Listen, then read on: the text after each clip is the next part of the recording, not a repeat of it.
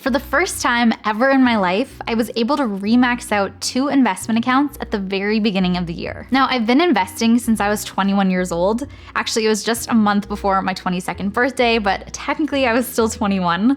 And at the time, I opened up a tax-free investment account, and that's actually the only investment account that I'd been using to invest for the majority of the time since then. So since I actually opened up the account at 21 years old, all the way up until I turned 27, which was last year. Now, I finally maxed out that account, and don't worry, I'm gonna actually explain exactly what I mean by maxed out in just a second. But I did that for the very first time at the end of 2023, and then I was able to remax it out again in early 2024. But this year, so in 2025, that's the first time I was able to remax it out again at the very, very beginning of the year, so in January. And not only that, I was able to actually remax out another investment account in January too. Now, this was one of the most exciting money milestones that I've hit yet. Yes, I've had a lot of really big ones that have been exciting over time, like maxing out both of these accounts just for the very first time was exciting, hitting different net worth milestones has been exciting, even hitting 1 year of investing on my own, that one was a big one, but I feel like this one just feels extra good. Now, I think that's for 2 different reasons. The first is that it kind of feels like I'm hitting a combination of goals all at the same time or all at once, like maxing out these multiple different investment accounts and also starting the year by investing $15,000. So those 2 combinations at once was really exciting. And then the second is that it kind of feels like I'm at the next stage or phase of my investing journey, where at this point I'm kind of getting closer to being more in maintenance mode instead of just building up the foundation like I have been for the last number of years. Now let's back up for a second and explain exactly what I mean when I say maxing out an investment account. So the first investment account that I ever opened was a TFSA, and the official name is a tax-free savings account. But it's actually best used as an investment account because its main benefit is that you have tax-free growth on your money. Now, because of that amazing perk and benefit that you get, there's actually a limit to how much money you can contribute or put into this account, and that's called a contribution limit. The Canadian government is the organization, I guess you could say or call it, that actually created this account with the intention of incentivizing people to save or ideally invest for retirement. But they don't want all of your money to be tax-free. They still want some tax dollars, right? So they put a cap on it. Here's how it works. They add a certain amount of room to your TFSA each year, and it starts building once you turn 18 or once you become a Canadian resident. You can actually check out this other video that we've done that goes over all of the different rules and details so that you know exactly when and how you're eligible. Now, if you want to see what your personal contribution limit is, you can actually use a TFSA contribution room calculator. And how it works is you'll plug in your birth year, and it'll tell you how much contribution room you've built up over time based on the year you were born and what the government's added on each specific year. You can also log into your CRA My account. Everyone has one, even if you haven't actually logged into it before. So just Google CRA My account, and that actually will tell you the updated contribution room that you have left based on how much money you've been adding to your account over time. Now, it's only updated once per year, but it's kind of a good check-in point for you. But in general, it is up to you to keep track, so make sure you're doing that for yourself. Now, something to keep in mind is that you don't lose contribution room by not contributing to your TFSA. It actually keeps building up year over year so that you can catch up in the future, which is exactly what I did from ages 21 to 27. Basically, I was consistently contributing and investing money inside of my TFSA during that entire time period, but I was just contributing less money and at a slower pace than my contribution room was building up. So think about it like this. When I was 21 or about to be 22 and I started contributing to my TFSA, I'd already been building up contribution room ever since I turned 18. So if we look at this chart, I'm pretty sure that means I had about $26,500 of contribution room just waiting there built up for me inside of my TFSA. So even though at this point, 21, about to be 22, I was starting to contribute money to my TFSA, I definitely wasn't contributing anywhere near that amount per year. And then as every new year passed, more contribution room was being added to my account, so I was kind of not able to catch up at that point. So it took me from age 21, about to be 22, to 27 for me to officially catch up, so my total contributions now matched my overall contribution room. And that takes us to last year, so 2024, when I maxed out my TFSA for the very first time. So at that time, maxing out my TFSA meant that I'd contributed $69,500.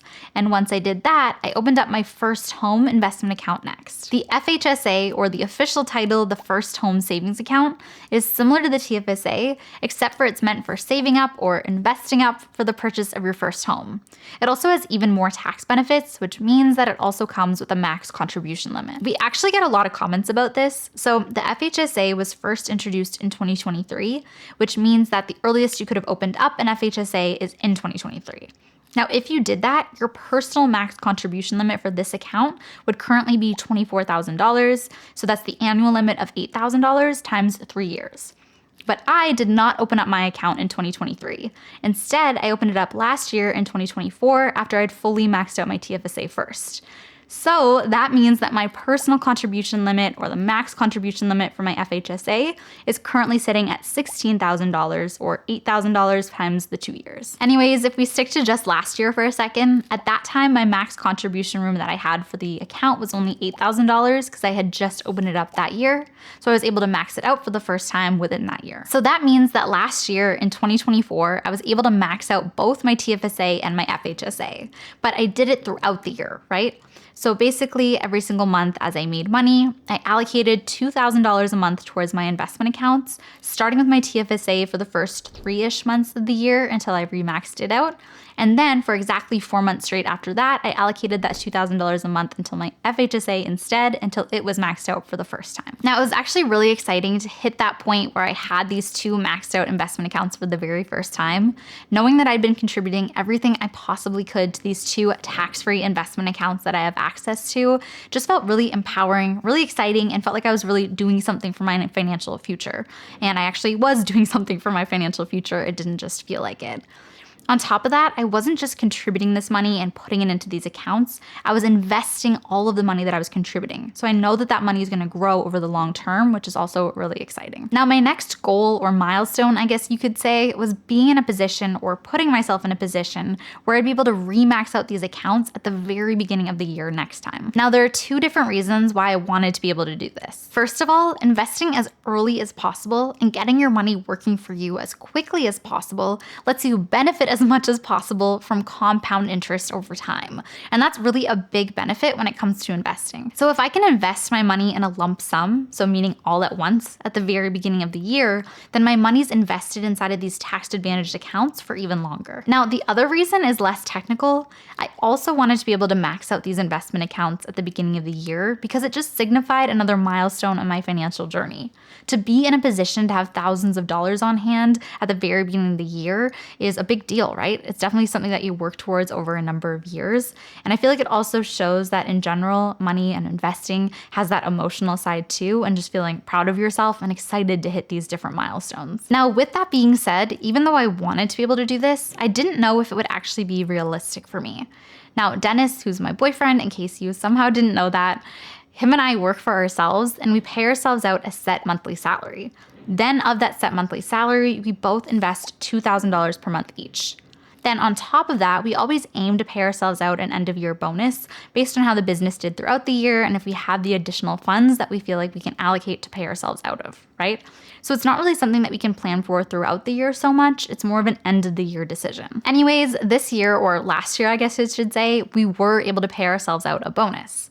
Now, my personal goal was for us to pay ourselves out enough that I could at least max out my TFSA on January 1st when more contribution room was added to the account. So this year for 2025, the Canadian government added $7,000 to everyone's TFSAs, which meant that for me personally, my new max TFSA contribution limit was going to be $76,500.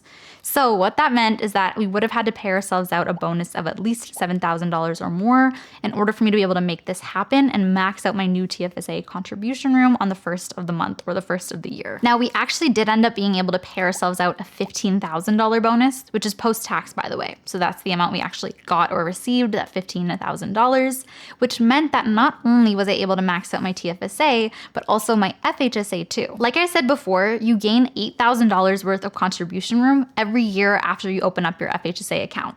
So on the 1st of January, I got another $8,000 of contribution room added to that account too.